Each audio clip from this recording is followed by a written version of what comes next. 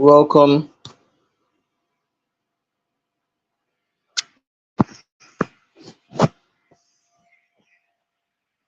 welcome everybody to this live session. And just by chance, if you're not watching it live, you're watching as a replay, you're still welcome. Um, I believe this is going to be a really fantastic one for everybody who has the intention of mentoring other people. So whether it's for profit or not for profit, either ways, there are a lot of things that you'll be able to learn tonight that will literally change the game for you. It would change the way you see mentorship, or even if you already see it in a good light, it will make it better, most definitely. So I want us to do a quick sound check. Let me know if you can hear me clearly. We started a bit late because of some, will I say some, quite a lot of things. A lot of things came up, but yeah, we are here. So I want to do a quick sound check. I'm about to turn on my microphone, but I want to know if I am audible enough. So let me know if you can hear me clearly right now. If you can hear me clearly. The comment section is open and I will definitely see anything that you are putting into the comments. Hopefully I get to see them. So I want this to be very interactive. If you want anybody to be here, if you want anybody to experience this session, you can invite them. Okay, reach out to them, share the link, comment. That's also one of the ways that the algorithm would, you know, kind of stimulate people and let them know that something is happening here. Okay. So before I get started, I can see 3 people have joined me yet, and more people are on their way. So I am waiting for a confirmation that you can hear me clearly. That is what I'm waiting for me to get started. Okay. We have a lot to share tonight. We have a lot to learn tonight. And I believe it's going to be fun. So let me know if you can hear me.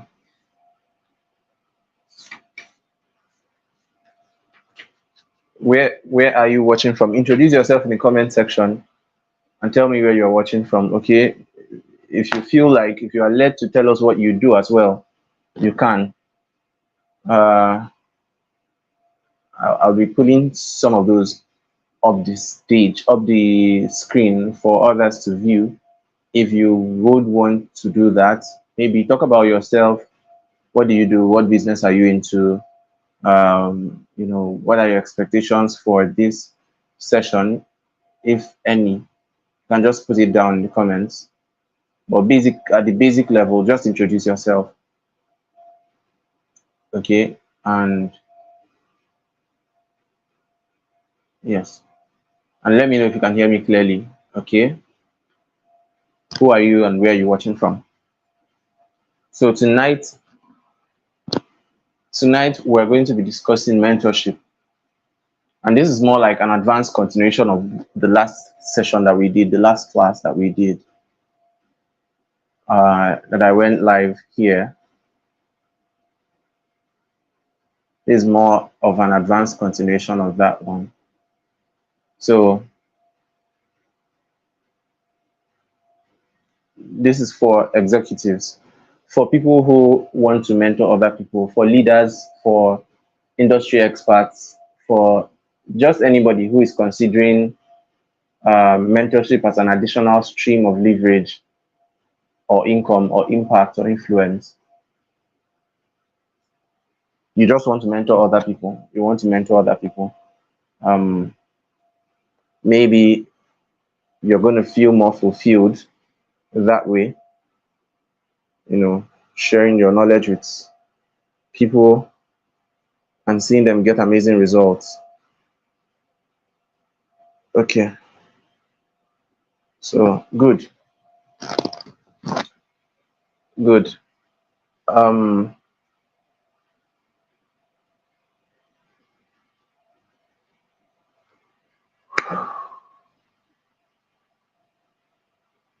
I'm still waiting. I'm still waiting. I don't know whether it's from my end because I'm not seeing anything. Though StreamYard is telling me can't post comments to some destinations. I wonder why. But I think that may be my LinkedIn. But whichever way, I just want a confirmation so that we can go ahead. I don't want to go ahead and record this, do this live session, all for me to find out that the audio is not working or something funny happened. No, I don't want any of that. So I need a confirmation.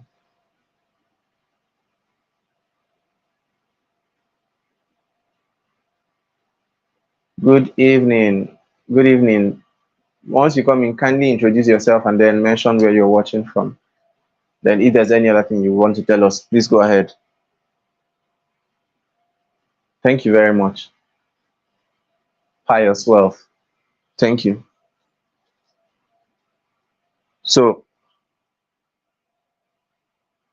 the first thing we must understand tonight, I started.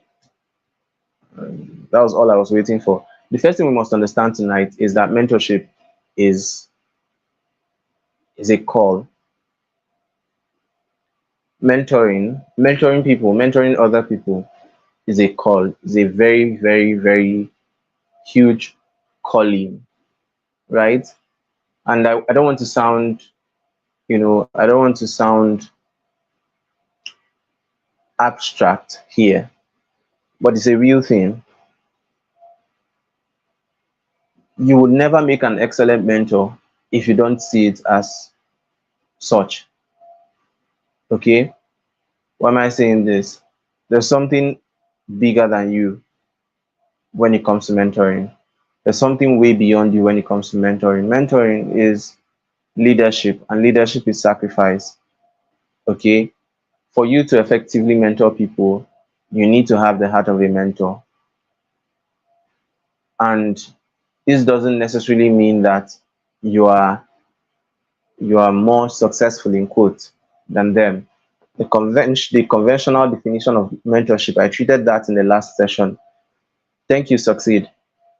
So the conventional definition of mentorship is a more experienced person helping a less experienced person to measure up, right? So that's what people think mentorship really is, but it's way beyond that. It's way beyond that. Um, Sometimes mentorship can transcend the conventional aspect of it. Okay, mentorship can transcend that. Mentorship can go beyond which thought of mentorship is.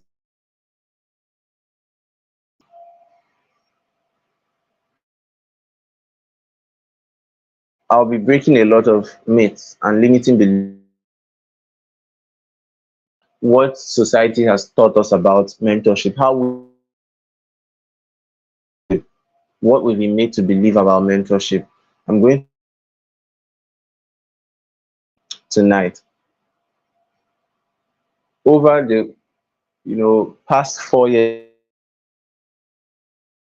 to actively mentor people. It was, what are people going to think about me? Does it even make sense? I mean, you are young, you're not even married, you don't have all the havables that are expected of you by society before you can call yourself a mentor. I had people mock me for that. This one say they mentor people. See, get money, they mentor people. That kind of talk. You've not built a house, you've not done this, you've not married, you've not all those metrics, right? But beyond all those things, I came to realize that there's way more to mentorship. There's way, way more to mentorship. And when you understand this and when you start keying into it, you reap of the benefits that exist in that art or that act, mentoring other people. There's a lot of fulfillment that comes from showing others the way. You know, Now let me teach you what mentorship looks like. I used to have a friend. I have a friend. When we were in school, we were classmates in school. So he would usually come to my room to study, to my lodge and my room to study. So something usually happens. My door, then there's a way to open that door. There's a way to open the door. And I'm the only person who can easily maneuver it. Others struggle. Other people just struggle till they just call me and I'll come and open my door so that they can go. If not, you spend a lot of time there. So opening that door is simple. To me, it's simple. Why is it simple? It took me time to realize how to open it. It took me time to realize what to be doing. Now, the bolt is usually strongly held on the door, on the the door frame, right? So because of that strong attachment, you will need to, is it the door frame, the hook and the bolt? I don't know how to explain it, but I'm just trying to drive at something. So before you can actually open the door easily, you need to push the door inside and then open the nut. I mean, open the bolt. So most people didn't know that. They will just come, struggle. Chijoke, this your door can't open. I'll just go there and open it. So they didn't really bother to ask me. But this my friend, Daniel, would come to my house, try the door, and I'll come and open it. So one of the days he asked me, show me how you do this. Show me how you open this door. I smiled. I walked up to the door and I just said, you push the door inside and just tap on this, pull the bolt and it will open. So I locked the door and he tried it and it opened once. He will come to my room again another day and try this again. He wants to go. He doesn't tell me anymore that he wants to go. I mean, that I should help him open the door. He just walks up straight to my door and opens it. He comes again. He wants to go. He walks up straight to my door and opens it. If he's in my room and somebody knocks at the door, he will just, because he will be closer to the door, he will get up, open the door. Now, at a point, I was just looking at him and smiling. I mean, I was looking at him and I was like, you didn't know what it took me to maneuver this door. You didn't know what it took me to learn how to open this door. You didn't know how long it took me. You didn't know how many mistakes I made. And then I'm showing you how to do it. And then, it's just so easy for you. So one of the reasons mentorship exists is to make the journey as easy as possible for the one who is receiving the mentorship. Okay? It's to reduce waiting years and waiting seasons. Okay, is to grant leverage.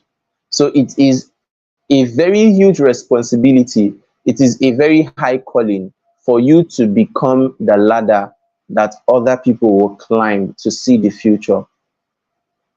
It is a noble cause for you to become the shoulder that others would climb on to peep at their future.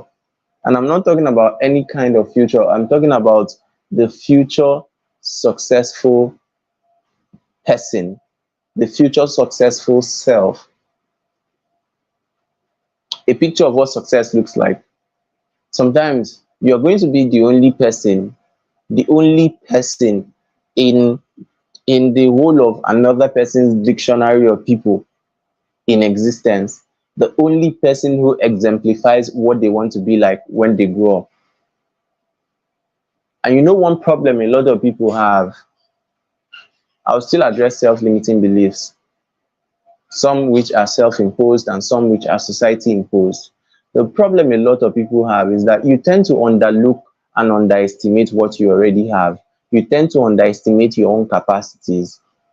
So that's why somebody is going to tell you, I love the way you speak, or you make a great mentor, or you're doing really well, I'm getting a lot of value from you, thank you. And you're like, no, no, don't thank me, no, don't worry, don't thank me, I don't deserve the thank you, or anybody can do it, don't worry. No, what you are doing is really special. It is not everybody that can do it, but you are averse to gratitude.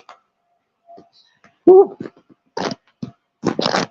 Okay, you are averse to gratitude, you dislike gratitude, you are not used to gratitude because you enjoy downplaying yourself and your own potentials and abilities.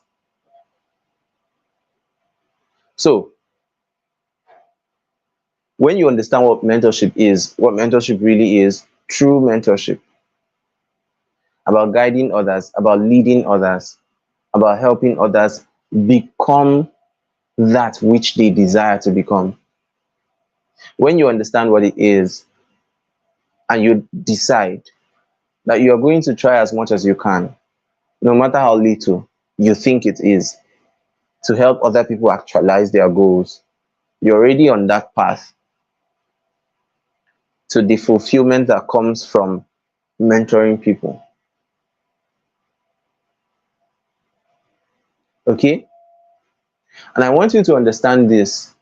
Whether you like it or not, you are already a mentor figure to many people, especially if you are the target for this session, right? You're an executive, a business owner, a leader, um, somebody who is just doing well and wants to mentor other people. If you're in that category, you know that okay, you're putting in effort and people are looking up to you. You have people who are looking up to you. You have people who are following your footsteps. You have colleagues that you lead or something like that. You have employees that you are managing. So whatever the case may be, you fall within that category, right? You are already mentoring people one way or the other. The only difference is that it may be an indirect form of mentorship. It may be a structureless form of mentorship, right? So if you now want to do more with mentorship, if you want to do more as a mentor, you may have to now come back, get to your drawing board, create a structure for your mentoring program, okay? Become more intentional about mentoring people. These are the things you can do, right? So faith, um, not faith, uh, pious. Please share this link with the inner circle. I forgot again, totally, just like I did last week. Is it last week or 2 weeks ago? But I forgot. I forgot to share it. I plan to. I forgot to share it. Even Healthy Wealthy Moms Club. My goodness, I plan to share this as well because I sent the flyer there, but I didn't send any link. But that's okay. That's okay. That's okay. So now you know what mentorship is. You have an idea what it is. You know, leading people, helping people, raising people. One of the fundamental goals of mentorship is to bring people to a point of independence that they don't need you anymore. To bring people to the point where you don't have to keep actively reminding them of what you do anymore. To bring them to a point of manifestation. That's the difference between mentorship and coaching. Coaching is, more goal oriented. Okay, I'm taking you from point A to point B, and this is where I'm going to drop you, right?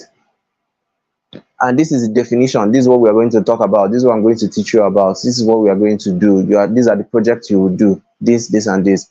Go. So once the time has exhausted, mission accomplished, contract terminated, everybody go your house, right? But mentorship is different. Mentorship penetrates deeper than that coaching relationship. It goes deeper. You know, it's a mentor that you can call and tell your life's problems, and you are sure that they will want to give you insight, encourage you, inspire you, share resources with you, you know, tell you one or two things to do. But coaching, there's some things you really can't tell a coach. There's some things, it's none of their business unless you want to specially pay for it. I mean, you are booking a special session for that one. But outside of the description of the coaching relationship, you have no authority to ask beyond what has already been defined. Okay, so coaches stick to the script, but mentors are more borderless. Okay, now let's go to something. Um, attributes of a great mentor. Attributes of a great mentor. What makes him a great mentor? What makes a good mentor great? So these are some of the things that you need to know if you are going to ever go into mentorship, if you are ever going to do it. The reason I'm saying all this is I'm trying to make emphasis is this is not easy. Mentorship can be heartbreaking sometimes. It can be very difficult and painful, right? But then you need to start re-examining your why. You need to start re-examining everything, okay? For you to actually enjoy mentorship, for you to enjoy mentoring other people and leading other people, you have to re-examine your why. Now, number one attribute is a strong sense of passion and enthusiasm. I have some of these things written here. Strong sense of passion, enthusiasm, sense of purpose, willingness to help. All these things I'm categorizing them together. Willingness to help other people. That's number one. Willingness to help.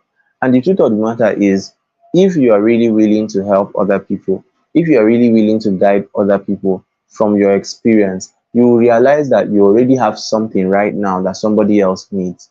At this level that you are currently, there are many people clamoring for something that can fall off your.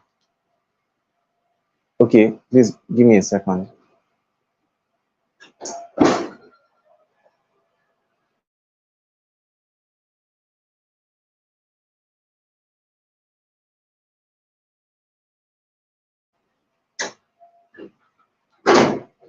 So, like I was saying, um, there's something. Okay, so there's definitely something that you have at this your current level that can, rub off another person. There are scraps that can fall off your table and feed another person. So whatever you think, whatever level you think you are, whatever experience you think you've had, no matter how small, how tiny that experience is, it is enough for somebody else somewhere.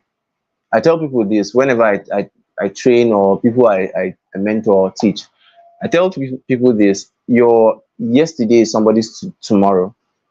Your yesterday can be somebody's today, in the sense that the experiences you've had are enough for them not to make the same mistakes you made in the past. The experiences you had are enough for them to be able to navigate their particular situation at that point in time. Okay, so take for instance, failing an exam. Failing an exam. It may sound, it may look somehow when you say that your failure can become an inspiration to another person. But this is part of my story. I failed a course in my final year in the university, and up until then, I had never had that kind of experience in my life. Never. I've never seen. I had never seen an F in my result until my final year. I don't think I ever did. If I did, maybe it was in my pre-nursery, which I don't. My memories cannot come to that imagination. I can't remember. And it shook me. It took me by surprise. It was a great shock to me. That particular paper, I knew I didn't write anything meaningful there. Hey, I knew we were writing exams back to back to back to back to back, and I was like, what the heck is this? Materials were coming out 2 days to the exam, and at a point I just knew that this one is burnt offering. This course, if we write it, whatever comes out of it, fine. But what happened that I'm really grateful for is that it opened my eyes to how people really feel when they fail exams. It opened my eyes because initially my encouragement would be surface level encouragement. Don't worry, you write it, you do well. But that experience changed my perception to things. So I wrote an article and I circulated that article. It went round on campus, and people were meeting me on the road to say, "Oh, thank you for very much for what you shared I saw what you wrote and I found out you were the one.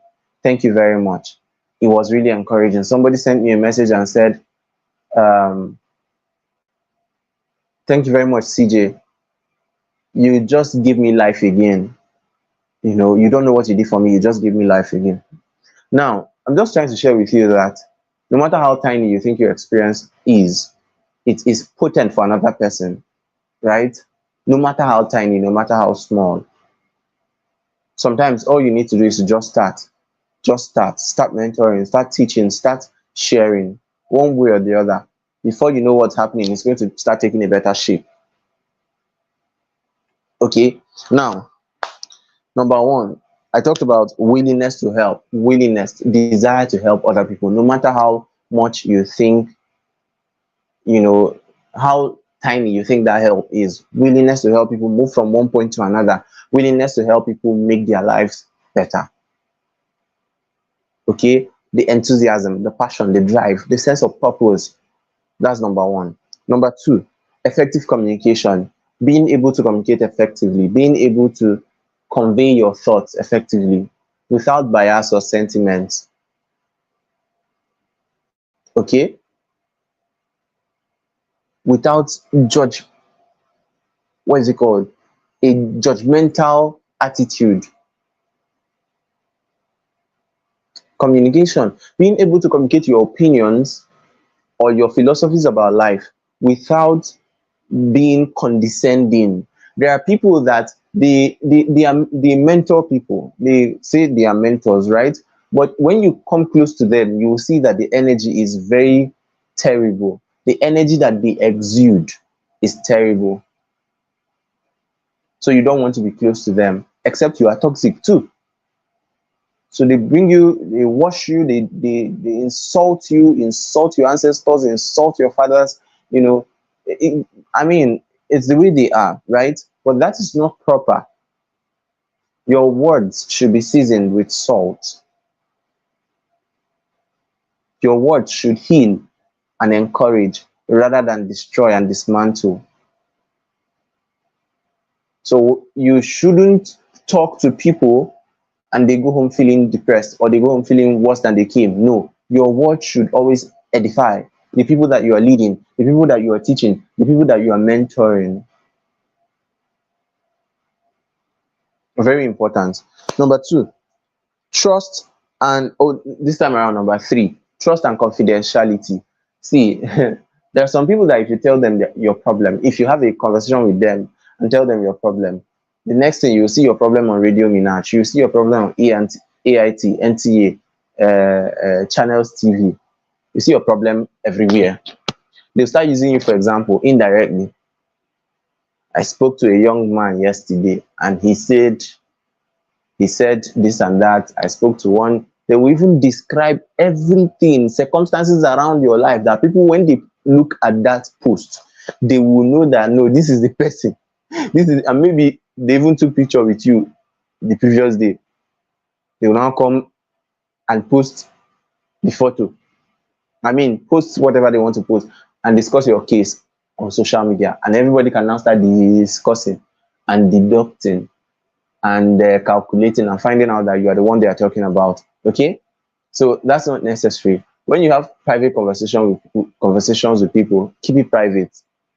Okay, keep it private, as private as you can. Very important. Build an atmosphere that people can trust. The reason why people come for mentorship sometimes is not necessarily that you are the most capable person to solve their problem anyways. But sometimes people just want a figure in their life that they can trust, right? Because they have found out that there is some form of absenteeism of trust figures in their lives. So maybe those who were absent are parents or spiritual leaders, pastors, and whatever. And even the people they trusted, even the people they were depending on, even the people they thought they could share their burdens with, were not there for them. Okay? They were not there for them. So when you present yourself as a figure that they can trust, when you present yourself as somebody they can convey their burdens with, and it will be confidentially kept, then they will come. They will come. So some people just want to, and let me tell you one thing. One thing I've come to realize is sometimes people have the solution to their problems. People have the solution to their problems, but it is hanging around. It's like when you blow a mist on a cobweb, right? Or you sprinkle water on a cobweb. You see the droplets of water scattered around. So that's how some people have their own solutions. What your role is as a coach, this time as a mentor, is to help them over the course of their that time they are spending with you actively in mentorship, is to help them reorganize that those droplets to form a bigger, maybe source of water or bowl of water, whatever, right? You are helping them over the course of time analyze, break down, put together, redefine a lot of things so that it fits well in their journey of life. You are giving them a different perspective about life, a different philosophy about life, about business, about career. That's what mentorship is about. Okay, so number 4, I may lose count. I may count number 10 and count number 9 and count. Just forget the numbers so that I don't stress myself. I was just reading dash, dash, dash. And I'm trying to, juggle the whole thing. Now, the next one is personal integrity. Integrity is a very powerful core value. If you're going to mentor other people, you need integrity. You need integrity. See, people do not want to be associated with something that has a tendency to drag their name into the mud. People do not want to be associated with somebody who is fraudulent.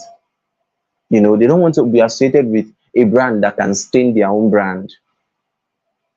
No matter what, there are tendencies that if I see in somebody, no matter how well that person is doing, I can never reach out to them for mentorship. I can reach out to them for coaching, private coaching. I won't even let people know that I have anything to do with this person. Right? Nobody will know that there are traits that you will see in somebody. Maybe the person talks down on. For me, one of my core values, personal values in life is, you know, I won't call it core value, but one of my philosophies about life is that I love to see women thrive, and I respect women. I respect women. I'll say this proudly anywhere. I respect women. So if I see a man who comes on social media and talks nonsense about women, if I cannot drag you out of respect, I cannot drag you in the comments, I cannot drag you on Facebook, I can never associate with you for any reason. This is one of them. Okay, or somebody who comes on social media to post naked women. I had one guy then. This guy was, I can still remember his name. He was doing well online. He was doing well, teaching people, gathering people. He was making a lot of money, and he was into this lifestyle, lifestyle kind of thing, stamping on swimming pools and all that. He will post valuable content on WhatsApp. Then all of a sudden, he will now come and post one nonsense picture, half dressed lady on a beach or in a swimming pool. At the point, I just knew that no, our values don't align. To hell with your money. You won't drag me to hell with all your nonsense posts. I blocked him. Okay, I blocked him. Why? Values were not aligning. Integrity was at stake.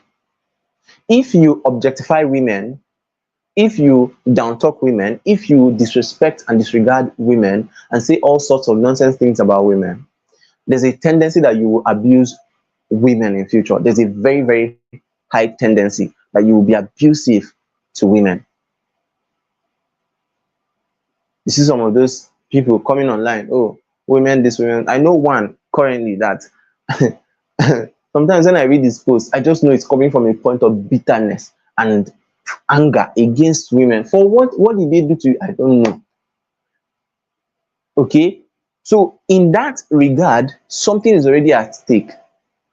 I will not be able to stake my own whatever, my own honor and regard to that person. Okay. So integrity is very important.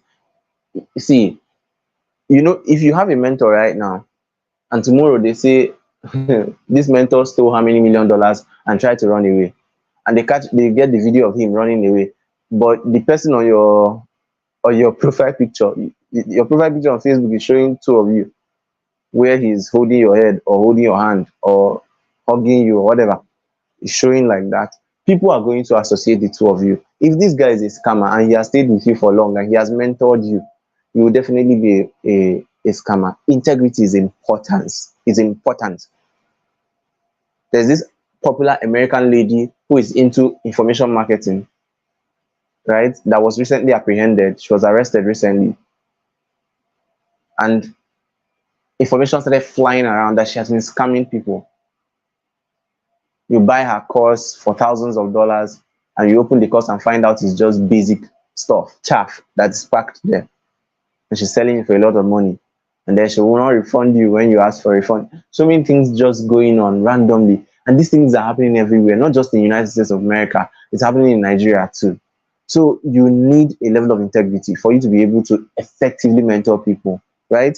Number 5, experience and expertise in the line of whatever you're mentoring people in. Okay, experience and expertise in that line, very important. You may not be able to effectively mentor people through a journey you've not walked before. If I didn't know how to open my door, I wouldn't be able to teach Daniel how to open the door so that he can open it also.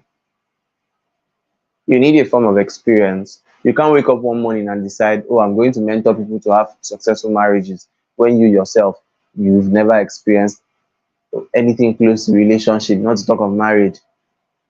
Okay, experience is important. Experience is important, but that doesn't mean that. Welcome, Mr. Lawal. Good to have you here.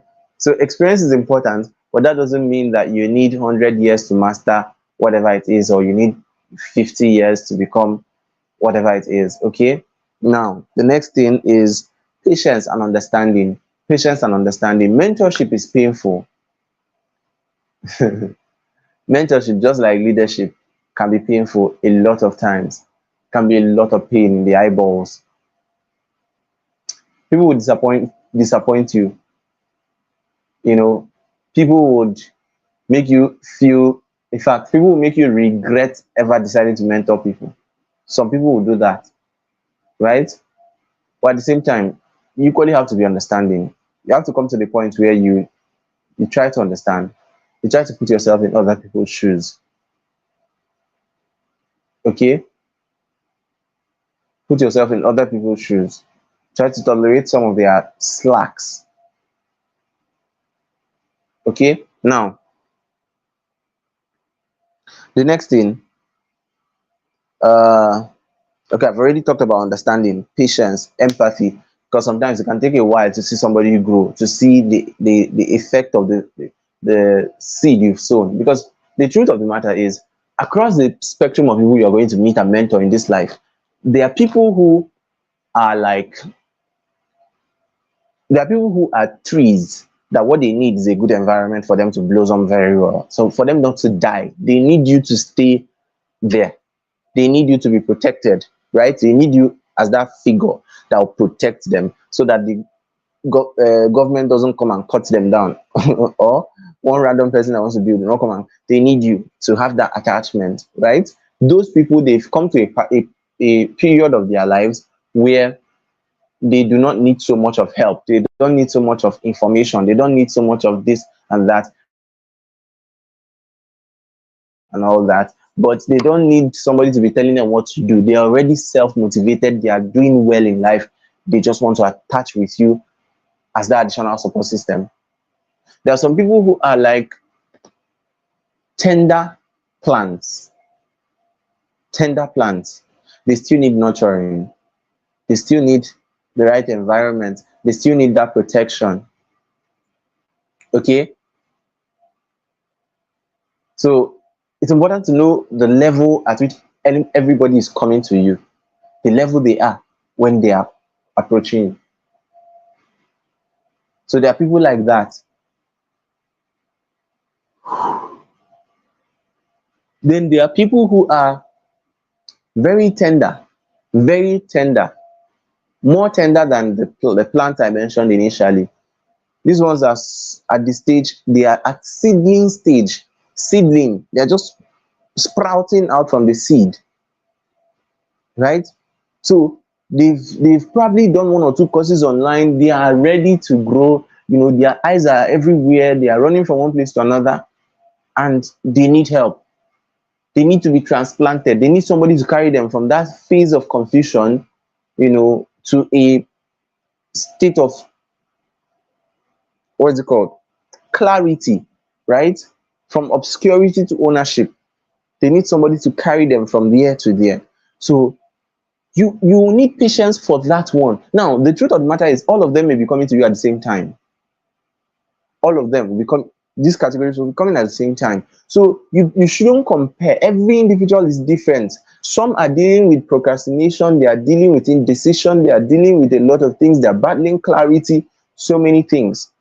So they are all different. You can't expect them all to blossom at the same time. Now, will you be patient enough to watch that seedling and that tender plant grow? Let's not forget that there's one of them who is still at the seed stage. The only way, if you say you don't want all this trouble, you don't want to wait for anybody, you don't want to be patient, the only way is to pre-qualify who is coming to you for mentorship, and decide that you'll be strict on that okay, these are the kind of people that I'm looking for. I'm looking for self-motivated individuals who are already doing well in business. So I'll mentor you from this point to this point. So I want to turn you from um somebody who is making 900 million to somebody who is making 1 billion, right? Or 10 billion, as the case may be. You want to do that, and you are targeting a particular group of people who can already, that measuring up will not be hard, and you don't have a lot of work to do. But if you want to really, really pour your heart out for mentorship, you'll be ready to wait. You'll be ready to wait for that seed to germinate. So like I was saying, some people are seeds. Some people are like babies, tabla rasa. Forget their age, forget where they've gone to, forget everything they've known about life, forget everything, right? They are like blank slates. In fact, I've met people who came to me at a phase of their lives. Some of them, parents, fathers, mothers, they came to me at a point of their lives, and they were like, CJ, I have done a lot in my life previously, but I hit rock bottom and I need your help. And I think you are the one who can help me right now. I've followed your work. I've seen what you are doing on social media. I've read some of your posts. You make a lot of sense. I think everything in me is screaming that I should submit to your mentorship. But, please don't deny me this opportunity. What are you charging? How are we starting? Now,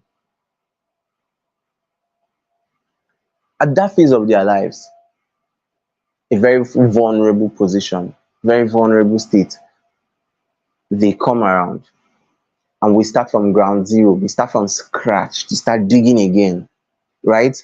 Now, such people are the ones I'm referring to as seed too.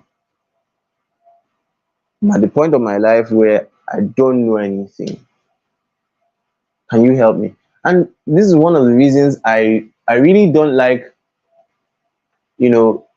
well, this one is, by the way, I'll talk about this one much later, but it's something going on in the life coaching industry that I don't like. Believing that people have the solution to all their problems, and that in coaching you do not provide solution, you just guide the solution and help people pull the solution from within. I have met people who No matter how I tried to encourage them to pull out the solution from within, there was no solution forthcoming. They knew, they would tell you that at this phase of my, I've never heard these things you are saying in my life. I'm just hearing it for the first time. There are some people who, to them, they've always believed that life is about getting a good job, working that good job for a couple of years, and getting their retirement benefits. That's what they believed about life. But the moment you start introducing another philosophy, they are like, man, this is strange to me. This is totally new to me, but I want it. I'm tired of where I am. I want this new experience. Can I have it? Can I understand this better? So at that stage, you won't come and start telling them the solution is within you. They oh, what can we put? They're like, just you don't know how naive I am. So please just give me ideas and lead me on. Right? Now, the number flexibility and adaptability.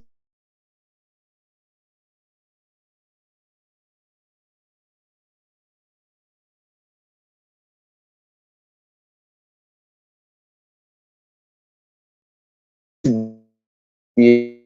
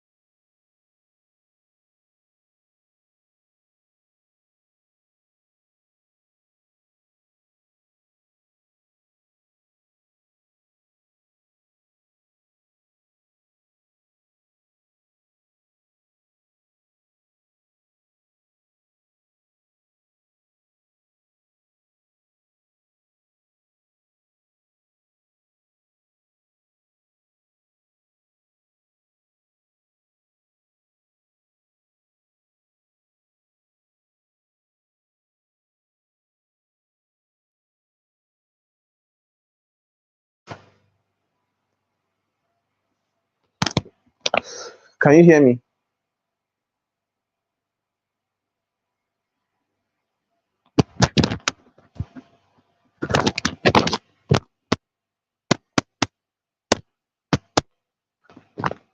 Can you hear me? Oh, thank God. Thank God. Thank God. Video doesn't have sound. Okay. Pious. I think you've caught up. I don't know. I just unplugged my mic and plugged it back. So I think it's here now. Hey, that means I have to go back a little bit. I have to go backwards a little bit. Okay, okay. So I think it stopped where I was talking about um where I was talking about flexibility and adaptability. Did you get the part I gave the analogy about the seed, the seedling, the shoot and the tree? I gave an analogy like that when I was talking about having patience. Okay, having patience to allow your mentees, those who are under your mentorship, to grow, right? To understand that all fingers are not equal. Okay, I think Pius should be able to answer because he was here then. So maybe that was when somebody called and my audio got interrupted. So you need to be able to understand that people who are coming to you for mentorship, they are at different levels of your life. Let me just start from them. They are different levels of their lives. Okay. There are some of them who are like seed. They are okay. Let me start from the trees. There are some who are like trees. They are already guarded. They are there. They are solid, right? They've done a lot. They've achieved a lot in life. So many things that they've done.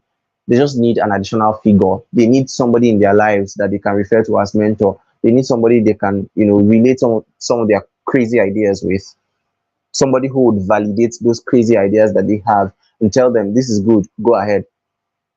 My people will say when Zerori a job about Uzo, a child whose father sent him to go and steal will use his foot and push roots uproot the door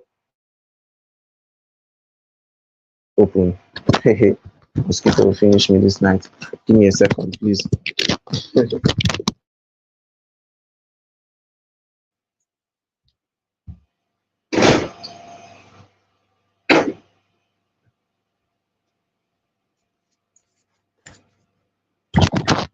So, like I was saying, onye nna ya ziri oyi na-eji ọkpa agba ụzọ, and I eventually went to go and bawala my own uzo. So yes, there are people who are like trees, right? There are people who will come to you for mentorship and they are like trees. There are some who are like shoots, stems, I mean, small plants, right? They're growing, they're doing well, but they need additional support. They need additional, they need more ideas. They need direction. They need somebody to give them that right environment, that father shade or motherly shade, right? Now, there are people who are more of seedlings. Small thing they will break. They are still weak. They are still starting out. They are still young. They are still beginning to understand the concepts of personal branding. They are beginning to take pictures that they can put good pictures on social media. They are beginning to just redefine life. They are at the point of their lives where they need more of clarity, right? Now, there are some who are seeds. They are seed level. They are even yet to germinate. They are yet to sprout. They've not sprouted. They are at the most basic period of their lives. Tabla rasa. So there are people like that. In my course of mentoring people, I've met people like that. Some of them will come to me and say things like, I've met people who will come and say things like, I've ascended before, I've been places before, I've done so many things, but I hit a particular roadblock. There was a particular thing that happened to me in my life that brought me back to square one, like square zero, ground floor, basement, underground. CJ, I just need you to help me come back again. I knew so many things, but let's just assume that those things old things are just passed away. Let's let's just start afresh. Because of mentoring people, I've worked with two people who gave me the same analogy. The two of them, women, married women, you know, I won't go into more details about what happened to them, but something happened at the phase of their lives. Mothers, something happened, and they just broke down. So at that phase, it's more of a seed phase. I is not even the solution inside of me for you to help me bring out the solution from within. The solution is not there. Just brush me up, just hold me and pull me out. This is the way it is, right? So there are people who are at different stages of their growth that will come to you for mentorship. You have to be able to understand their peculiarities, okay? And then you need the patience and understanding and empathy to to put yourself in their shoes, to wait for them to ripen, to allow them to grow, to not give up on them when it seems like they are not really making it. Because I know this is one thing that comes with mentorship. There's always this pressure for your mentees, for the people that you're mentoring, your proteges to perform so that you can, I mean, you feel good about yourself. And then you can also tell people, oh, I'm mentoring somebody and he's doing well. There's always that pressure. But the truth of the matter is, sometimes it's not like that. Sometimes you have to come to the point where you keep encouraging and let people know that timelines exist. I mean, everybody, not everybody has the same timeline, and they shouldn't get discouraged for not meeting up with expectations. These are things that people rarely talk about. So everybody wants to be associated with something that is moving, something that is succeeding, something that is doing well, somebody that is excelling, right? So they want mentors will want to put pressure. Every mentor will want to, you know, it, you must be succeeding, and they only talk about their successful, ones. They only want to associate with the ones who are doing well, but not associate with the ones who are not, right? But it takes some level of discipline. It takes some level of, you know, that patience to be willing to wait, right? Now, the next one is flexibility and adaptability in terms of the mode of your mentoring, the mode of your delivery, right? How you choose to deliver your mentoring to people, to the people who are coming to you. Understand that people have different learning styles. People have their preferred learning styles. So you need to be able to blend them when giving instruction. You need to be able to alternate between video, audio resources, audio notes, text-based uh, resources. What else? Audio only, video and audio visual, and all that. Right? You need to be able to kind of be flexible. You need to be able to change things when it's not working in your favor and in the favor of those who are with you. You need to be able to tweak things a bit. Okay? So be flexible and adaptable. Learn to listen and try to reach a compromise per time. Okay? So now the next thing I'm going to go into is is setting up. Yes, setting up. Mindset, mastery, and market. So when I was talking about mindset, I was talking about the big why, understanding the purpose behind mentoring, the purpose behind what you are choosing to do as a mentor. Can you still hear me? Can you hear me? Can you hear me still? Please let me know if you can. So there has to be a big why. There has to be a bigger why than what is commonly obtainable. There has to be a why that is bigger than, oh, I just want to do this and make money, right?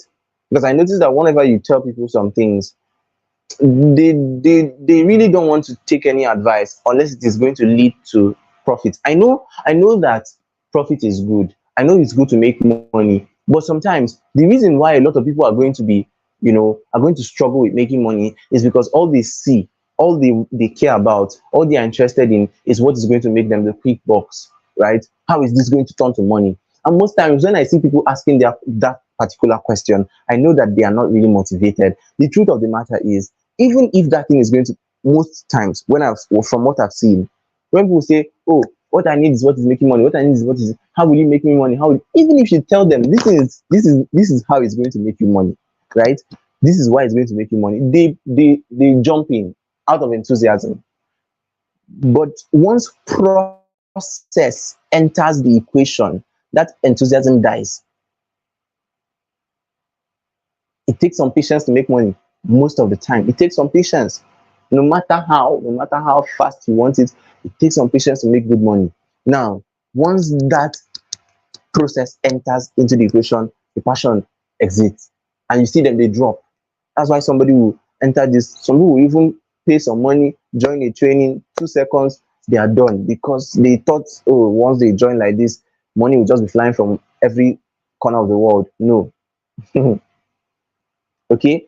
So there has to be a bigger why. There has to be something in you that burns, that yearns after developing people, that yearns after seeing people grow, even if they don't come back to say thank you. I've come to embrace that about myself. I love to give as much as I can. I love to pour out as much as I can, whether it's free or paid. For me, there's really no difference between my paid classes and my free classes in terms of value. Some people will tell you free classes for information, paid classes for transformation. I don't believe that. It's not my philosophy of life. You know, most times I would charge because of priority, because I want to give priority to myself and people, especially when I don't have time. I would charge, definitely. I'll charge so that you can be more serious with what you are learning. But that doesn't mean that when I now come to free whatever, I'm giving chaff. No. Okay. I'm sold out to giving value, to seeing people transformed for a reason. Now, it doesn't matter to me. I am not so concerned whether those people are going to associate with me in the future or not. Whether they're going to, I've had people that I went the extra mile. It broke my heart. I will not lie. It broke my heart. I've had people that I went the extra mile. I can remember 2020, a certain woman that will call me. I'll call her. 3 hours we're on call.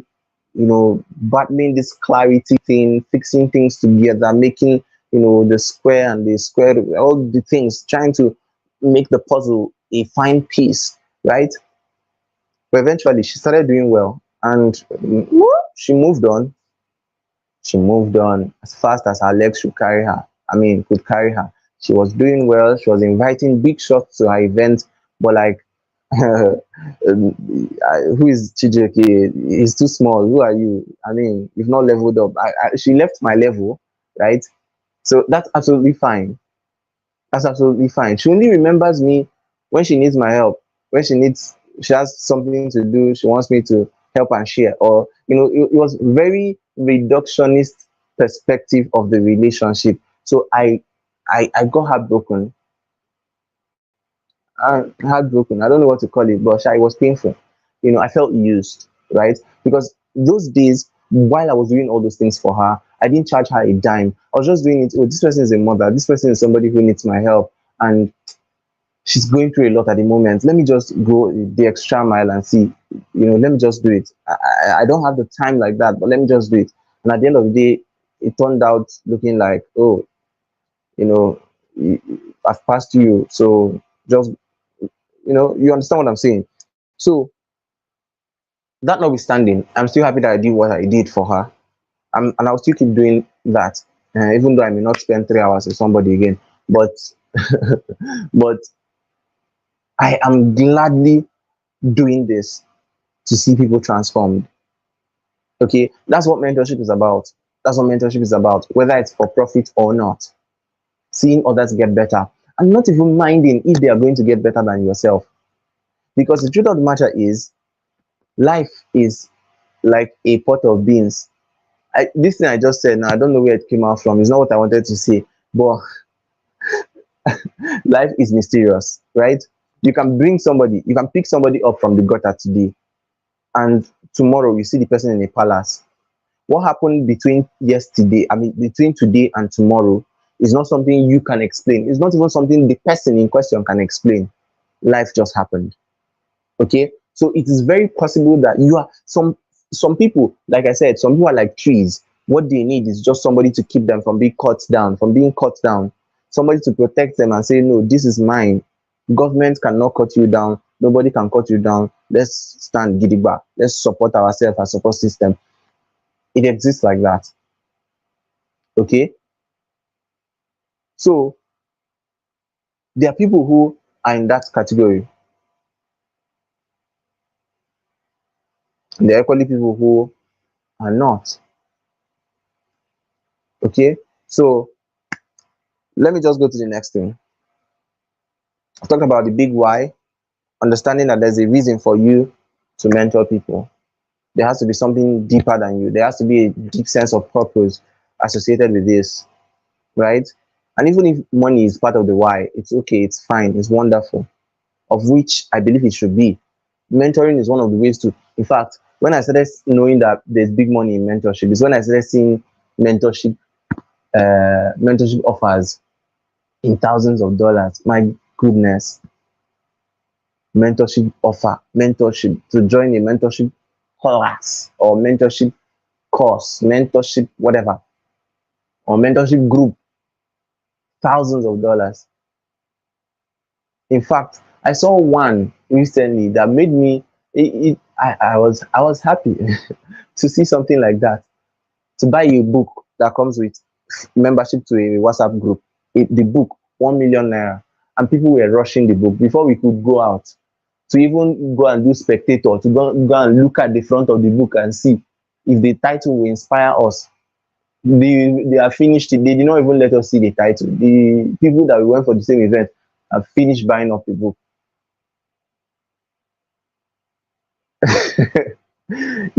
So that's it. There's money in mentorship, there's money there, there's money in there. And one of the things I love to tell people is anything that you can do one to many, consider it. Consider what you can provide to a select category of people. One, select category that can pay you premium, that can pay you thousands and hundreds of thousands of dollars, and you provide a service to them. Fine. That's one. Two, anything you can do one to many, whether it's premium or not. If you are going to charge 1 million people 1,000 naira, that's a billion naira. Is this mathing well? Yes, it should be a billion naira. Okay. So you just get 1 million people and sell 1,000 naira membership. And that's why I've been seeing a lot about Brian Tracy, $29 or $26 ad on Facebook to join one mentoring platform, one, that kind of thing. And people are looking at it and thinking, this cannot be Brian Tracy. This is obviously fake. It cannot be. By the time you calculate the number of people who are seeing that ad that will eventually pay, maybe at the end of the day, you notice that there are like 8,000 people who joined, paid for that offer, and maybe 8,000 people paid 20k, and they are in high income countries, right? It's serving a mass market and providing something for them brings you inflow very fast. Now you will now see that the terms of that mentorship is different from the terms of high ticket mentorship. So the mentorship terms may just be we'll meet once every 3 months within the year, once every 3 months. And that once is the opportunity you have to ask your questions. And if you miss the live show, put it off for you. You can watch the replay. And when you have questions, you can ask God. That's how it can be. That's how it can look like, right? But it's still mentorship. The terms have just been redefined. Okay? And there's no perfect terms anywhere. There's no perfect T and C for mentorship anywhere. Create your own and find what works for you. Now, the second one, growth mindset. Okay, be ready to grow, be ready to develop yourself. I can't. Never think you can't mentor people. Do not think you don't have what it takes. Don't say I can't. Say how can I? How can I become a better mentor? How can I become more experienced? How can I get in this particular area? Before I started working with women, it took me a lot. Some people look at me now and they admire what I do. They are but when it started, I was still a very, very young person I was still a second year student when I stumbled on women's health for the first time. And I just felt intrigued. I was listening to a podcast and they talked about something and talked about incontinence and all that, postpartum issues. I picked interest randomly. I didn't know something was storing in my head at that point. I didn't know something was entering. The funny thing is, I left it after a while. I stopped listening. I don't know how I lost track. So after a long while, I think it was up to my final year again, or after my final year, that I stumbled on that same resource that I listened to many years ago. I stumbled on it again. This time around, it was a more robust one. I took out my time. I listened and listened and listened. I saw another resource. They just kept referring me, watch this, take this, watch this, listen to this. I kept on going through all of them that I could lay my hands on. By the time I finished, I decided to go to YouTube, to Udemy, to start finding more courses. Went here, did this program, did that program, paid for this course. I kept on consuming to the point I literally knew that this head is about to do is doing battery full. Huh? Okay, that's the depth of sacrifice that I had to go through. Now, when I speak to women and I talk to them, and and it's beyond just health, the challenges, engaging with them, having conversations with them occasionally has helped me understand certain things, right? So I talk with some women and they're like, dude, you speak like you are 40.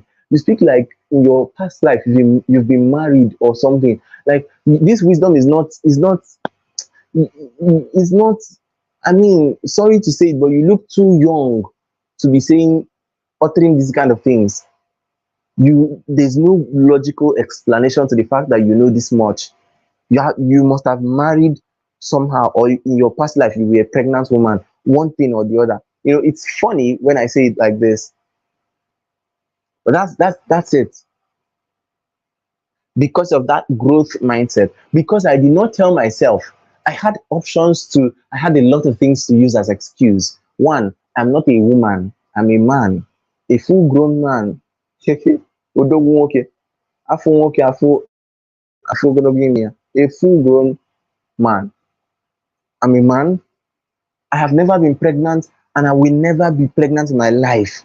I will never experience pregnancy. Even pot belly, I will not have, by the special grace of God. Although some nights I still smuggle fufu and egusi, so but I shall not have pot belly. Uh, I am okay. I said I'm not married. I've never been pregnant. I'm not a woman.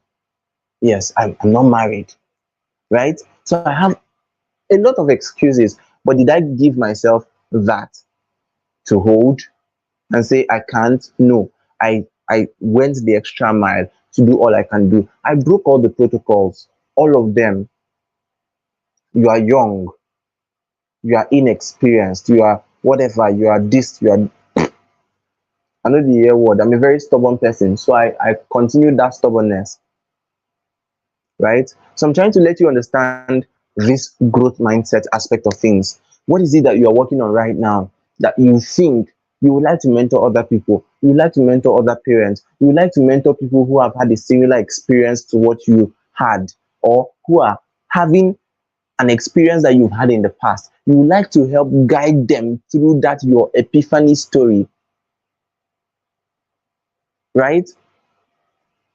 You want to bring them, pull them out from where they are struggling, that bondage, that pain. You want to literally pull them out and journey with them. That's mentorship calling you. You may not have a name for it, but you know that you don't just want to do regular coaching. You don't want to come online and talk and go, and that's all. You don't want to write a book and people will just read the book and get value, and that's all. You don't want to create a post on Facebook and people will just read it and run away, that's all. No, you want to be personally involved in the life of your people. That's mentorship calling your name. It's not for everybody. One truth you have to come to terms with: mentorship is not for everybody. There are people who will never mentor people, and it's okay, it's fine. It's not by force. It's not by force. It's not everybody that will have that patience. It's not everybody that will have that countenance, that spirit to start listening to people's stories and sir, please, can I have a few seconds chat with you? Can I? It's not everybody that has that kind of grace, right?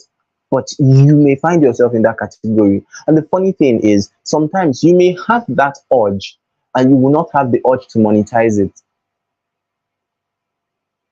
I'll tell you why you should monetize later on when I start talking about monetization. But it's okay to start out just testing the waters and experiencing it. You just want to have that experience in your lifetime that you were able to mentor people and they go from here to here. They did this, did that. They were able to come out from this.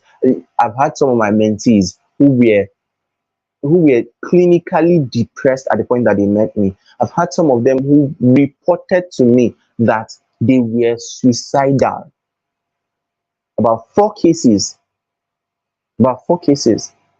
They were at the point of suicidal ideations.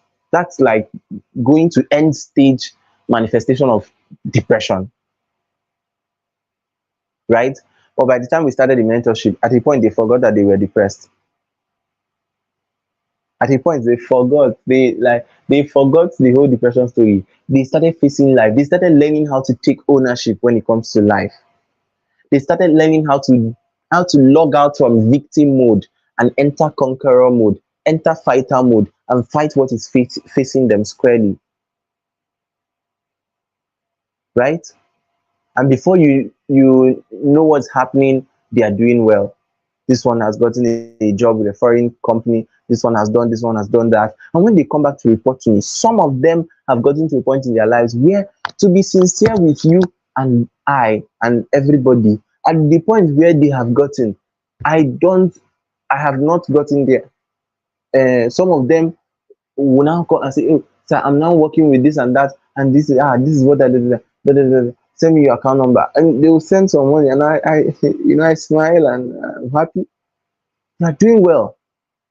Some of them are earning way more than I'm earning, way more than I'm earning. But that's fine. That's the goal of mentorship, anyways. Okay, so you shouldn't be insecure when it comes to mentorship. You shouldn't be insecure that people who are coming to you, you want to keep them down. No, the purpose of mentorship is to give your mentees or your proteges wings to fly, not to, not to break their wings and expect them to remain under you for life. No, they come, you give them wings and they fly, and they will fly above you. That's the goal. They will fly so high. That's the goal. No father wants to be better than his son. No mother wants to be better than better than her son or her daughter. Mm-mm. They always want you to go ahead, to take over. Grounds that I could not conquer, you are going to conquer them. Nations I could not enter will bow before you. Kings I couldn't even serve will come to you for help. That is the prayer of every mentor. Okay? So, good. Big Y, growth mindset. Don't relapse. Whatever is going to take to get there. What do you need? Maybe you need a knowledge of strategy. Maybe you need to understand more of the problems of the people who you want to serve. Maybe you need to interview them more and go and study more. Maybe you need to take a few more courses. But the truth of the matter is, of this mentorship thing, you can do it. You can do it. You are you are the mentor that somebody is praying for. You are the solution somebody has been praying and fasting to arise. I don't like using the word destiny helper, but you are that destiny helper some people have been praying for. Not necessarily because they want your money, but there is an association that can unlock potentials in them, and they are looking for that association, but that association is in you. And if you keep saying, "Oh, mentorship is not for me, I'll not do mentorship, I cannot do that. No, this one is whatever I'm doing is already enough. I beg, nobody should disturb me." No, no, no, no, no. Some people are waiting for you, and they are even waiting. Even if you are going to monetize, they are willing to pay for all the slots and have you all for themselves. But let it be that you just agree that I am your mentor. I hope this is making sense. Woo! I hope this is making sense. I hope it's making sense. I hope we're having fun. I hope we're having fun. Okay. So number 3, limiting beliefs and myths.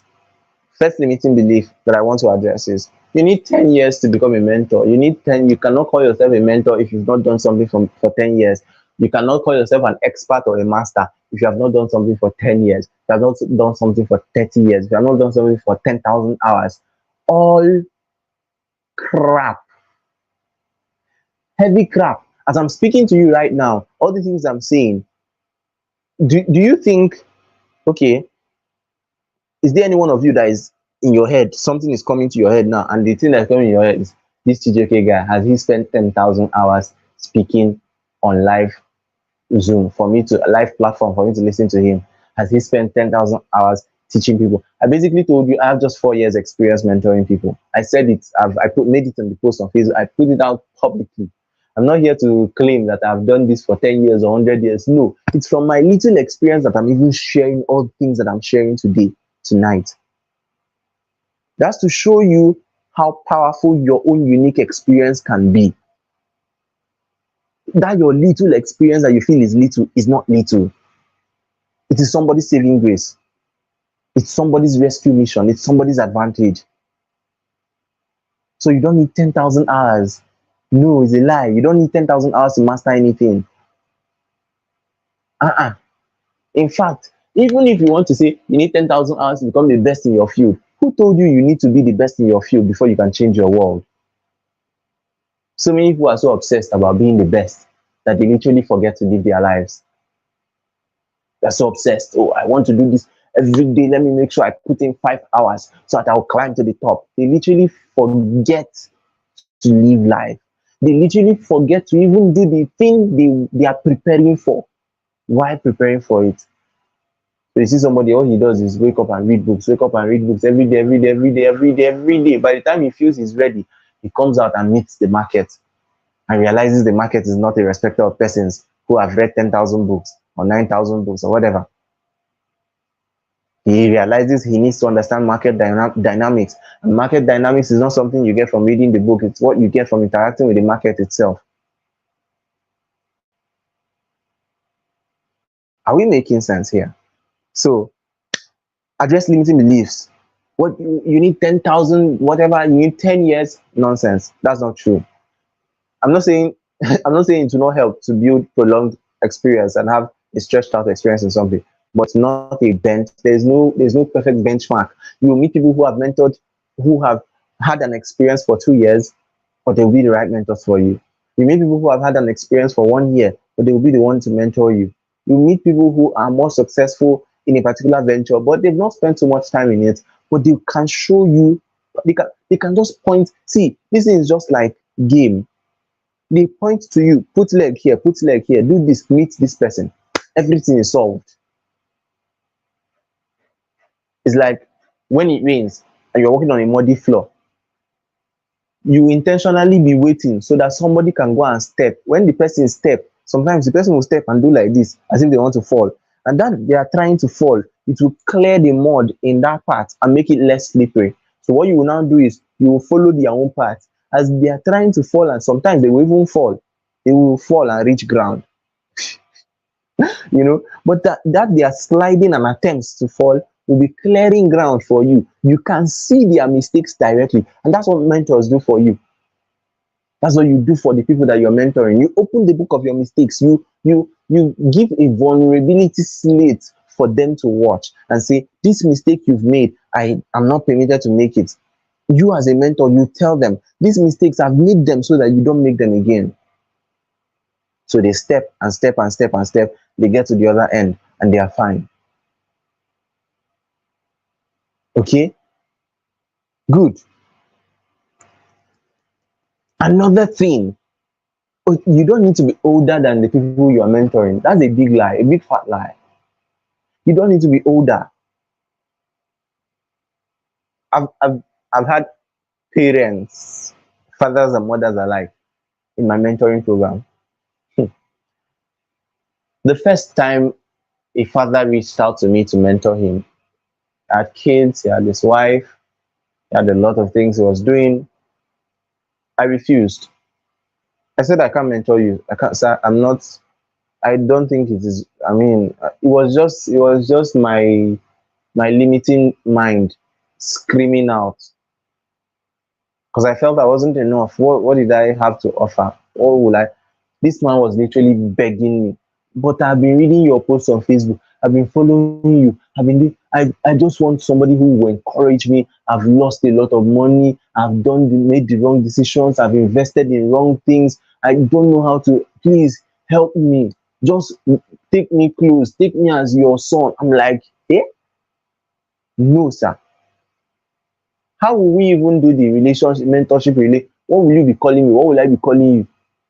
You will not be doing calling me sir, sir, sir, sir. I say, sir, please don't, at least don't do it. You can call me by my name. You know, all those things. I wasn't ready for it. But when we eventually started, he was one of my most active students or proteges at that point. Same thing with the mothers in my that were in my circle, and some of them still are, you know. So it really helped me, especially when they now start coming to report, oh, this is what I did. I went to my church and I talked to my pastor, and I was able to do what you suggested to us in the training last week. And he said he's going to give me a slot to speak to the women group. He said he's going to do this. I'm like, yes, I didn't have to be older. I didn't have to be older to mentor them. I didn't have to be older to become. See, knowledge is wicked. Knowledge is wicked. Knowledge is leverage, and knowledge is power. There is no knowledge that is not power. As long as you have knowledge, you are powerful. No matter how young you are, you're powerful. No matter how old you think you are, you're powerful. Knowledge is power. The next one that you need to dismantle is the limiting belief or the myth or the bias of gender. Oh, I need a male mentor because I am a male. I need a female mentor because I'm female. Now, that's your choice, but it has nothing to do with the success of mentorship. It has nothing to do. You can choose. It's fine to choose. It's okay what you want, but there's no rule outrightly that says for you to become a successful mentor, you only have to mentor your gender. There's no rule. Mm-mm. Okay? There's no rule. So it's important for you to note. And then the final one, when it comes to mindset, when it comes to limiting belief, is that mentorship has to appeal materially. You need a material appeal of success before you can mentor people. So as a mentor, you need a car. You need to be flying private jets or snapping yourself inside aeroplane. You need to be doing all those fancy stuff, right? That's what a lot of people think. But is that the case? Obviously not. Obviously not. It's not the case. There's a lot beyond mentorship than what meets the eyes. And the truth of the matter is,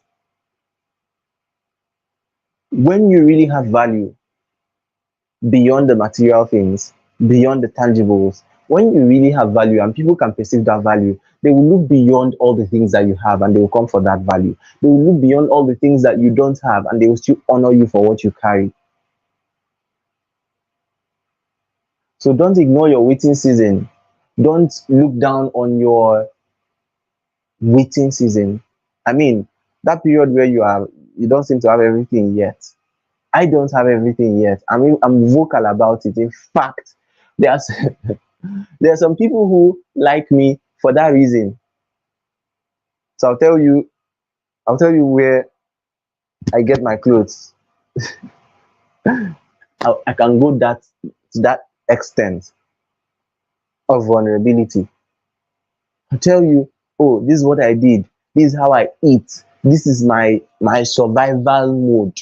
When I want to activate survival mode, this is what I do. This is what I do. Those kind of things. But it doesn't negate the fact that I know who I am. It doesn't remove anything from me. Okay?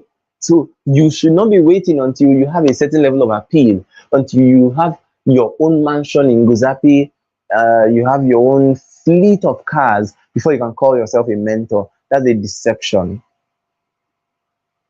a charade. I like this grammar I just speak now. Charade. Charade. You come they be like say I sabi book. Charade. Okay, it's a mirage. Good. Now, the next thing is mastery. I think I'll split this teaching. I'll split this teaching. I don't want us to stay more than 2 hours. I don't want us to stay more than 2 hours here. So I'm going to split the teaching. Yeah, that's what I'll do. Once it's 2 hour mark, we'll stop. Now, mastery. Mastery. This is about you mastering your message, identifying and mastering your message, spending time learning. Glory. Well done. Thank you very much. Good to have you here.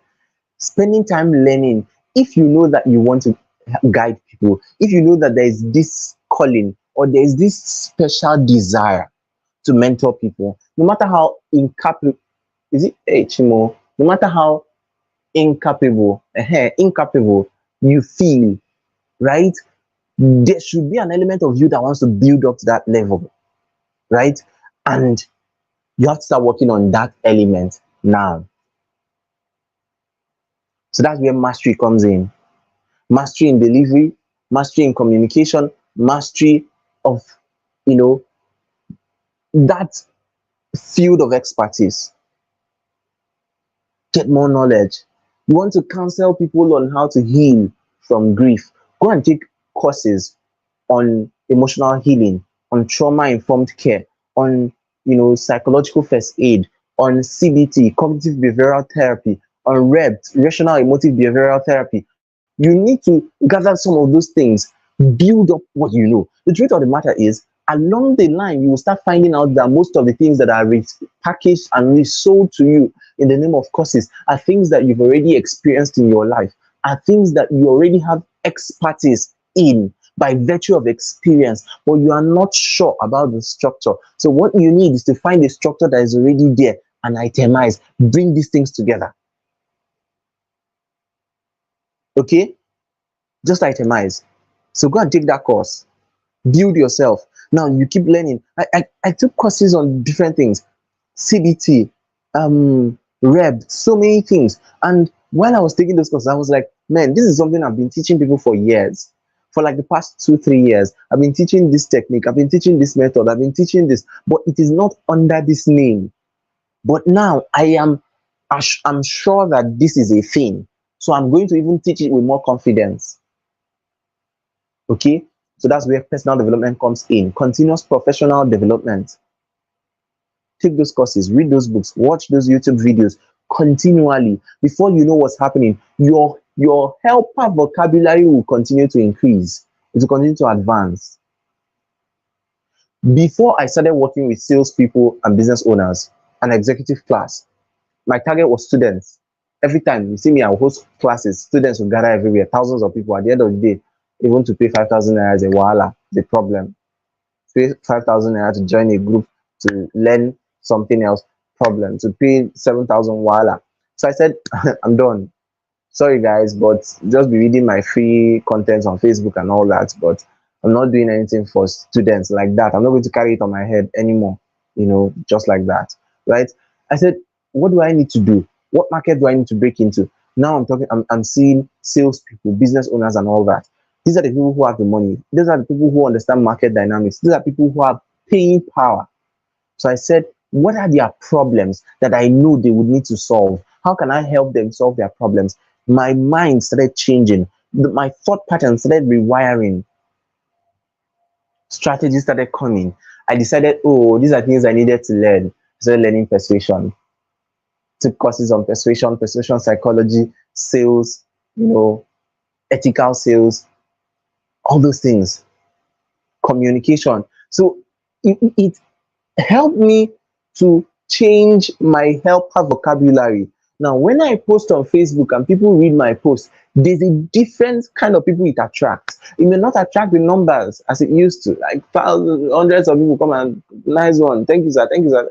It may not, but there's a specific category of people that when they see it, they will know somebody just spoke, somebody just said something. Do you get it now? So develop yourself, build capacity. Now, As you are doing this building, start launching out gradually, start testing the waters, start allowing people to test you like suya. Yeah, you get it.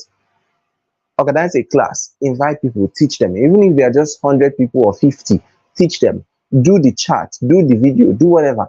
Let them give you feedback. There are different ways to use feedback.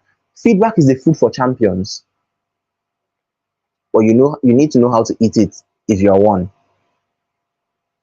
So there are different ways to use feedback. There's negative and positive feedback.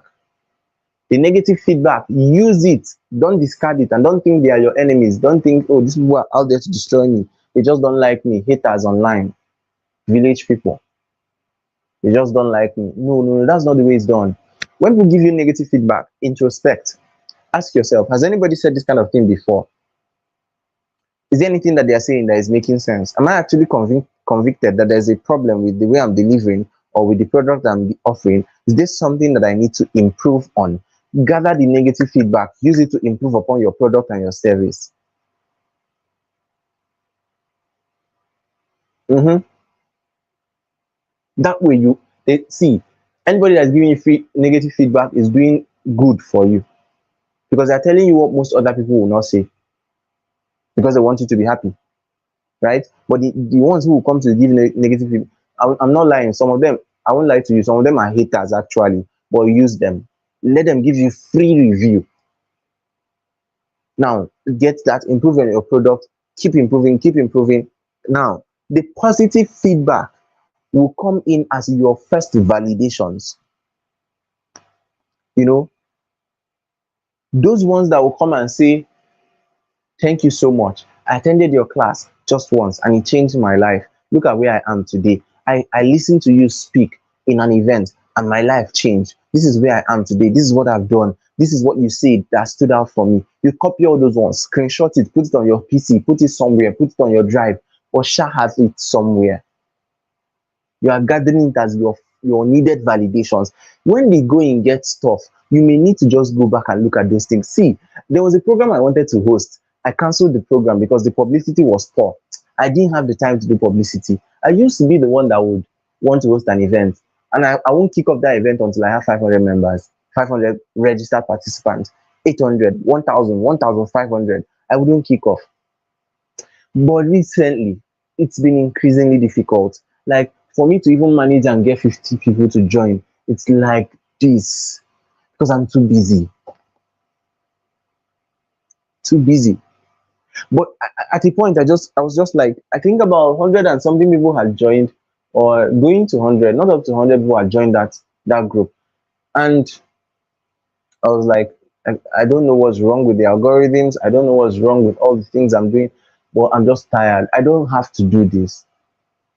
So let me just day my day now. Let me just rest. Then randomly, I think Facebook brought back a screenshot that I did of testimonial that somebody sent in 2020. One of the first training programs I did, personal development bootcamp. One, the first one. Somebody posted long testimonial, all the things I've done, how it has changed her life and everything. And I was like, no, no, no, no, no. I just have to do it. Even if it is for one person who is going to be like this person. So you see, validations will come when you see the evidence of what you've done, when you see that positive feedback.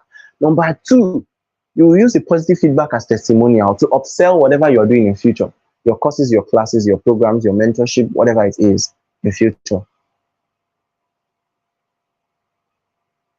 Very important. Okay? Very important.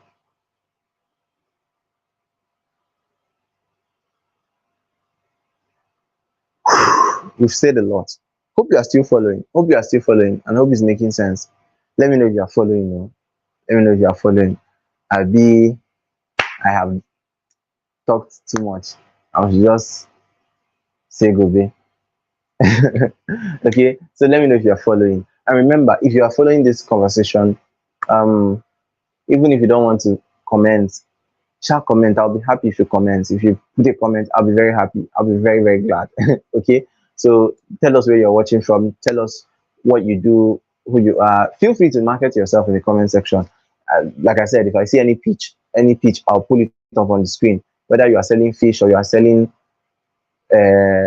anything that you are selling, just put it together, put it on the comments. I'll put it up on stage. So anybody who's watching this video on LinkedIn, on Facebook, on not Instagram, on YouTube, anybody who's watching who comes around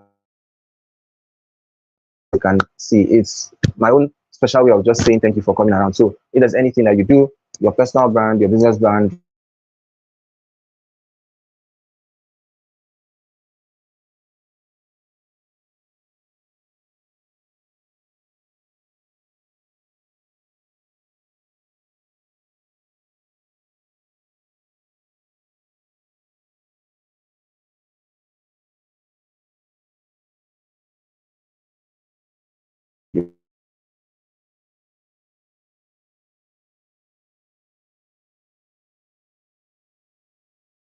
very, very powerful tip.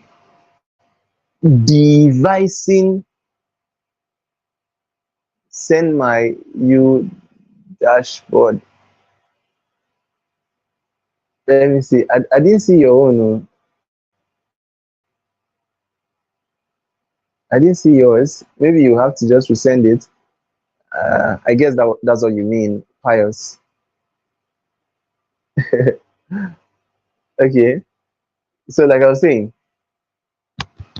devise your own style, devise your own mentorship style, create your own rules. Life is all about, you learning how to tweak rules and create your rules, right?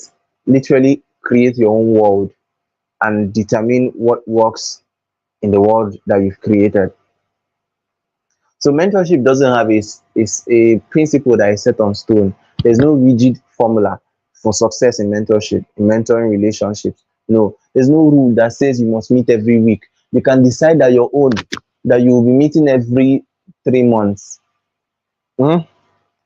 Decide that you'll be meeting physically. You can decide that you'll be meeting virtually.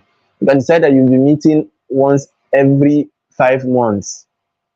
There's nobody who's going to beat you for deciding what you want. You can decide to make it in a way that it's very easy for you. Now, my mentoring program, we used to meet every Friday.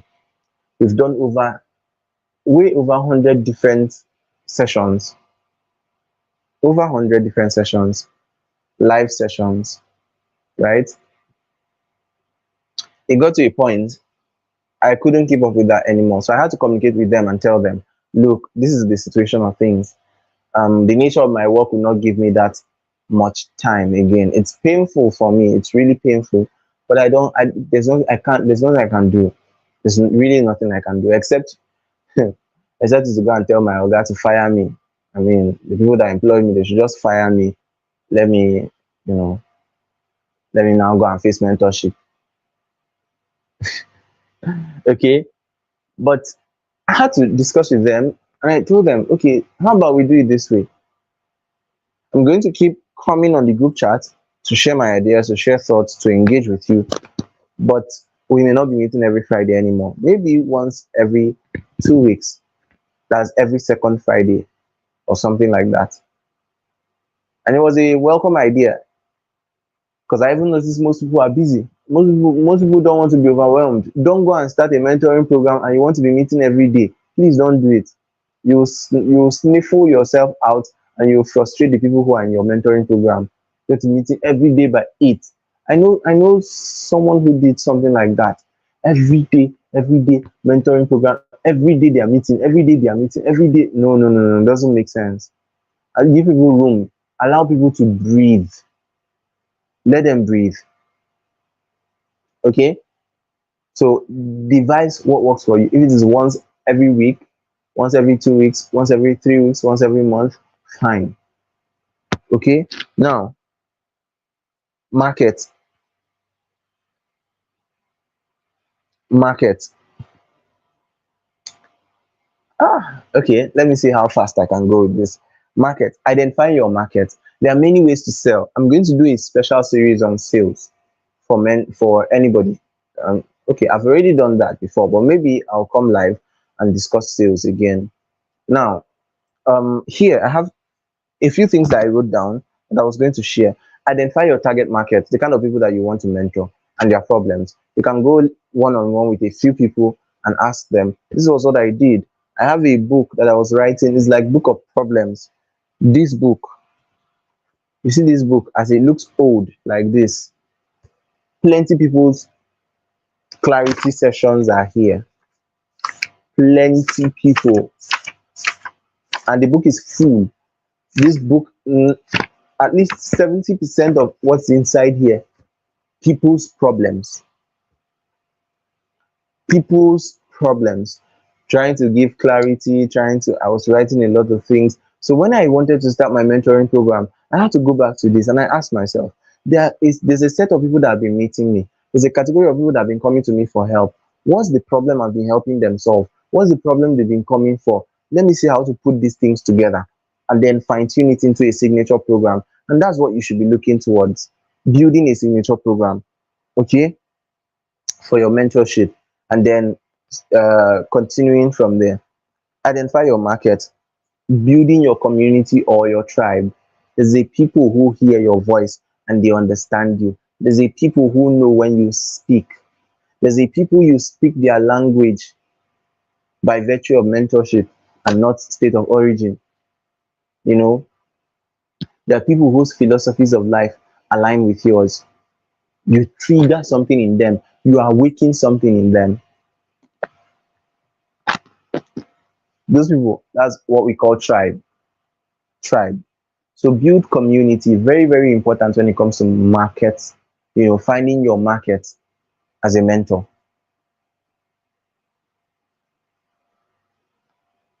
Create communities, build communities, mentoring communities. It can be free, open community, it could be paid communities, but as much as possible, there has to be a way that people are gathered in one place, waiting for you to speak. Okay? One way or the other. So if you don't have something like that, create it today. Create it today. You can invite a few people, and from there you start growing. And by the time you've beta tested, by the time you've tested and tested and you've gotten feedback, and you know, okay, this is how it works, you can decide to start something, something that will blossom from there, right? That can even earn you good money. Now, when it comes to markets, there are two things that you need to understand about marketing and sales. There are two different ways to sell. There are two different ways to get clients: organic and inorganic, organic and paid traffic, right? Organic, word of mouth, what you post on your social media platform. And that's why your social platforms have to be optimized. The way you post there and what people see and how you call them to action, when they come close, how you try to close them, Then there's the other side: organic, inorganic, paid traffic. So you're either paying an influencer or you're paying a platform to distribute your data or your advert to people using their data that they have access to. That's why it's more like these big platforms, Facebook and the rest, they're in the business of data, right? So they give you something in exchange for something. They give you some money in exchange for, or some pleasure in exchange for your data. And they'll use that data, they'll sell that data and help marketers target you specifically. And that is why sometimes when you say you need water, or you want to buy water dispenser, next thing you open your Facebook, you are seeing adverts, they are running to you to buy water dispenser. So it's literally like somebody's following you everywhere. So it's important for you to understand this. So there's influencer marketing, paying an influencer to market your product or your service or your mentoring program for you. Now, the next is building your personal brand and authenticity, developing your personal brand and showing your authentic self. Okay, doing what you know how to do best: guiding, mentoring, teaching, training, leading. Okay, be proud of what you do. Come out and tell people what you do. Help people understand how you can help them by building a personal brand that is worth associating with. Now, there are different ways you can monetize. I'm just going to read this one out on a better date, on a later date. I'll come and do justice to it. But there are different ways you can monetize.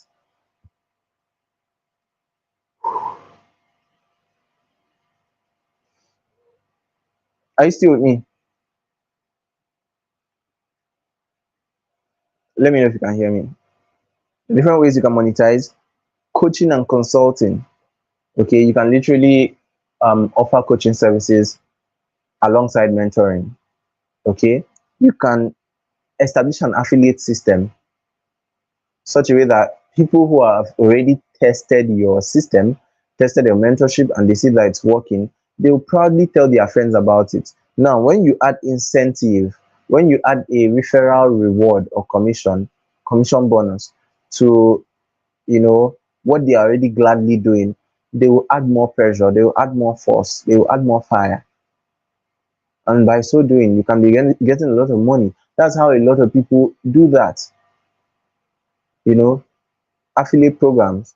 So you can set up your own affiliate program, create affiliate links, and distribute to the people that you're already mentoring to get more people to join the mentoring program and get a commission. They are doing something that they would love to do anytime, any day. They're getting paid for it. So why wouldn't they do it well? Now, number three. Number three, subscription based approach. Subscription based approach. So you can literally have your mentoring program running concurrently, and people have to subscribe. Now, after it's a 2 hour mark, so I'll be rounding off shortly. Now, people have to subscribe, and after a while, maybe after 2 months or 3 months or 1 month, they'll be asked to resubscribe to retain their membership. And if it's really valuable, they'll see reasons to keep renewing the membership. So maybe it's 2,000 monthly, or 3,000 or 5,000 or 10,000 or 50,000, as the case may be, monthly. So they will just keep renewing and renewing, and some people will just want to be there, even if they're not paying attention. When it's time to renew, they will go and renew. They just want that access. They just want to remain in that circle, in that perimeter. Okay, so evergreen courses, evergreen funnels. You can literally create products that would last a lifetime. All you need to do is everything is set up. The whole system is set up from beginning to the end. The mentoring course, everything is just set up that you can just enjoy your life in the background. All you need to do is hit go live on your ad campaign, and the whole thing will run. The videos are pre-recorded, everything is just there. So it takes people in sequence from the lead magnet, the free product, to their mail. Fight them inside their mail. After fighting them and convincing them, they will join. Everything is systematic, and it's taken care of by automations. It's possible. In fact, that's where me I want to that's the kind of thing I want to do. So I'll be in the background enjoying myself and my family time. The evergreen will be dealing with those that it will deal with. Okay, but all the same, find what works for you. Grants and sponsorship schemes. So there are people now that they do, let's say, mentor her initiative, mentor him initiative, mentor this, mentor that, mentor a young school leaver, mentor a girl child, that kind of, all those initiatives. Now, how do they get money? Some of them, they raise funds online, they do public campaign, they get, grants from angel investors, from venture capitalists, they get grants, they get investments and all that.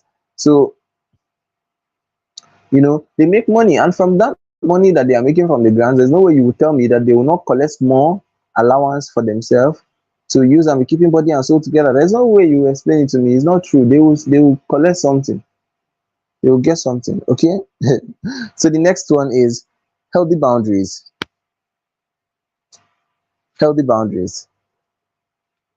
Ah, this one I won't spend time here. Healthy boundaries and how to manage disappointment, chronic stress, and burnout that comes with mentorship. Okay. Now, these are things that you need to know to set healthy boundaries in your relationship, your mentoring relationship. Number one, you need to set clear expectations to know what to expect in the relationship between the mentor and the mentee. You need to set clear expectations. What does this entail? Where is this leading us to? So it's not somebody that will say, will you take me by the hand? Will you carry me by the hand? Will you carry me like an egg? Will you carry me to, will you force me? Will you flog me? Gone are the days when I used to accept that kind of talk. If you are reaching out to me for mentorship and you start telling me, please, I can be very stubborn. Hope you will flog me. Hope you will use pour water on me so I can wake up.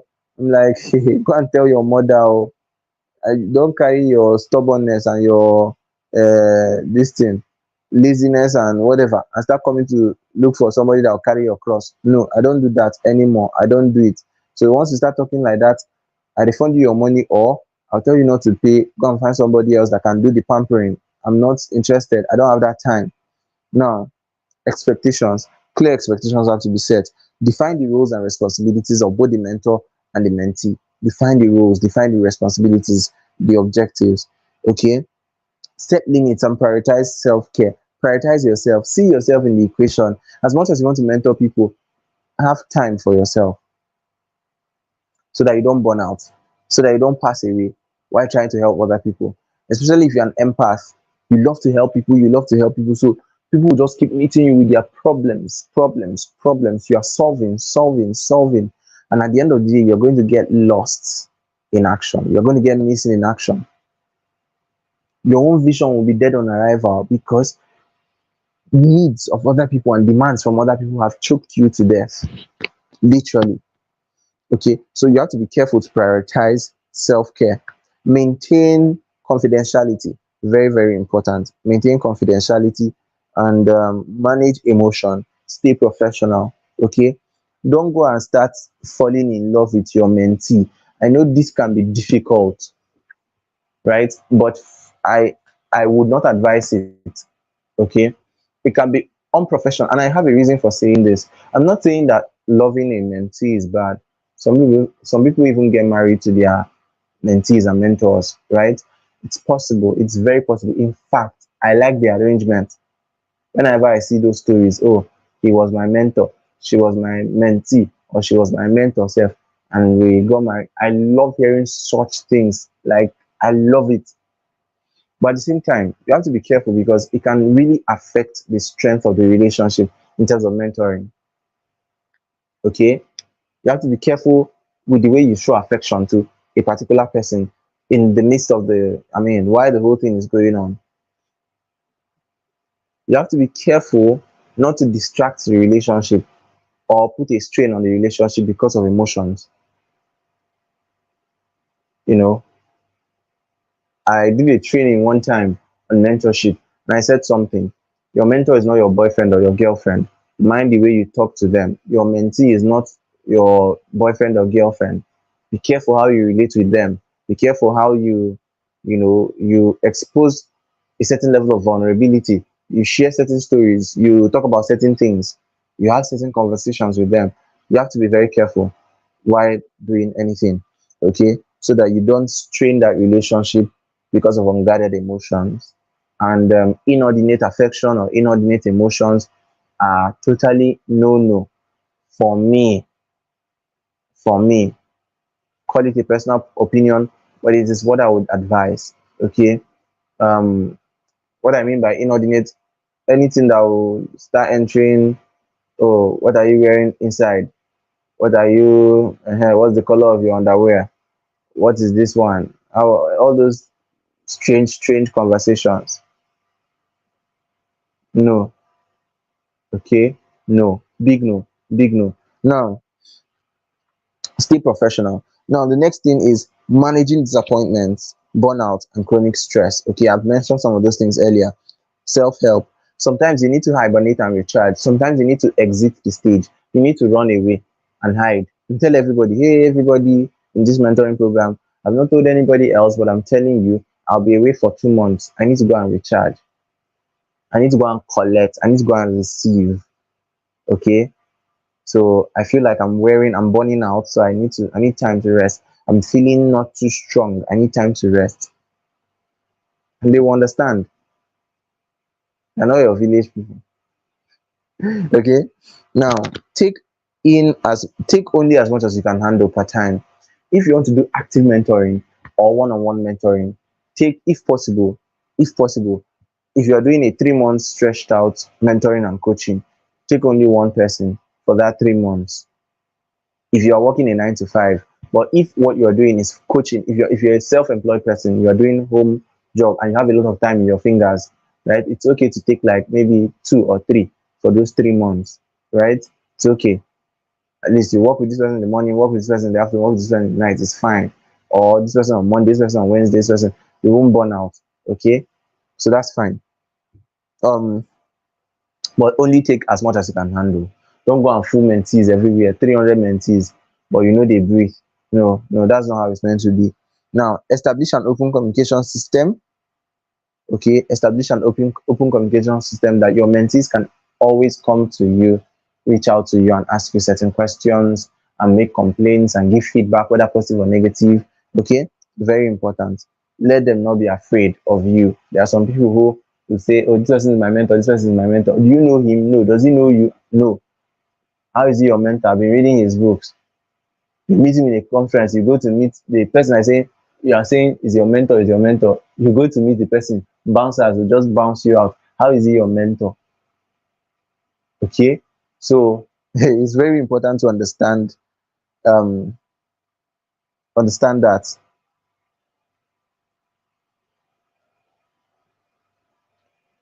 The other one, show some level of vulnerability. Okay, show some vulnerability. um Learn to tell them, the people you are mentoring, hey, look, I'm tired.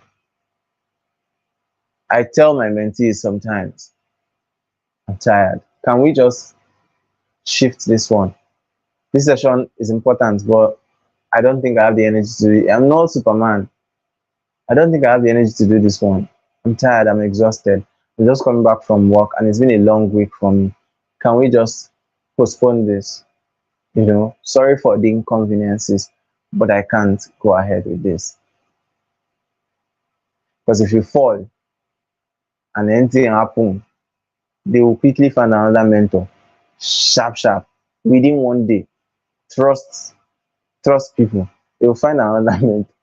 Okay, so learn to be vulnerable sometimes to an extent. Build a support network, very important. Okay, so you can set up a system where the mentorship thrives on its own, even with little or no input from you. There's an accountability system, there's a friendship system in the mentorship circle. So this is going to help you a lot. It's going to help you a lot. Now, cast division and raise other mentors. Okay, so you can mentor people to mentor others. You can mentor people, and as they are growing and they need a ground to learn, right? You can assign responsibilities to them to mentor more people who will be coming up, right? You have your resources, you have everything, so they can have that privilege to also stand in your place. Okay, so with that, you are able to use one stone and kill three birds. Now, choose mentees wisely. If you like, go and be choosing those that will build you. You are not a sponsor, oh. It's mentor that they said. You are not a sponsor. You want to now start sending all of them to university.